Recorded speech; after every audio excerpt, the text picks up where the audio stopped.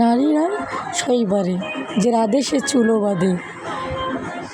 নারীকে সবজি রাঁধতে তরকারি রান্না করে দিবে, আবার নারীকে চালানি দিলে ভাত পাক করে দিবে। নারীরা এমন কিছু নাই যে পারে না, একজনকে ভালোবাসতেও পারে, অভিমান করতেও পারে, ভালোবাসা সব কিছু ত্যাগ করতেও পারে।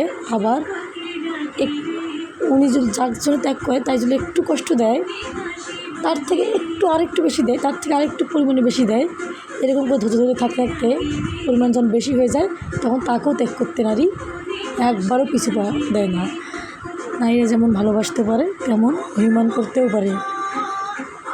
পুরুষেরা তো পায়ে পায়ে দোষ ধরে, পুরুষ নারীর তুলনায় অনেক ধৈর্য, নারীদের ধৈর্য সবসময় পুরুষের থেকে বেশি।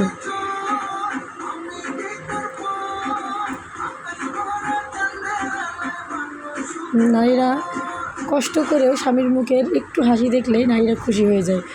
স্বামীর একটু যত্নের জন্য আসে, ভাত খাবারের জন্য শুধু আসে না একটা মেয়ে, স্বামীর যত্ন ভালোবাসার জন্য আসে। আর স্বামীরা হবে শুধু আমাদের টাকা পয়সা এর জন্যই লোভে আসে, কখনোই না। মেয়েদের কোনো লোভ নেই, একটাই লোভ, সে ভালোবাসার লোভ।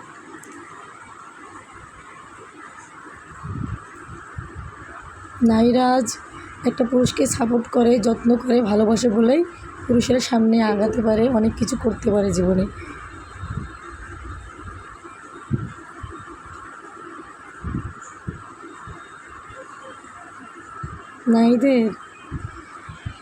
নারীদেরকে সম্মান করতে শিখো পুরুষ, নারীদের শুধু দোষ দিও না। আসলে নারীর দোষ আছে একটা জিনিস, যে কথায় আছে না, পুরি মানুষ গেলে বক ধরে না, তেমনই একটা মেয়ে সুযোগ না দিলে একটা পুরুষ কখনো সুযোগ পায় না।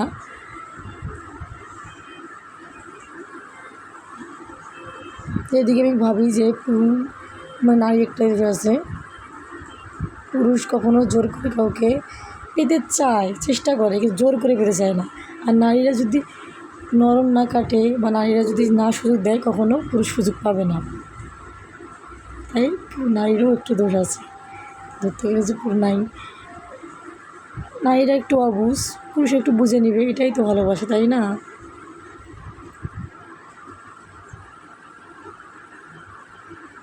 শুধু নারীদেরকে পায়ে পায়ে দোষ দেয়, নারীরা অনেক ভালোবাসে একটা পুরুষকে।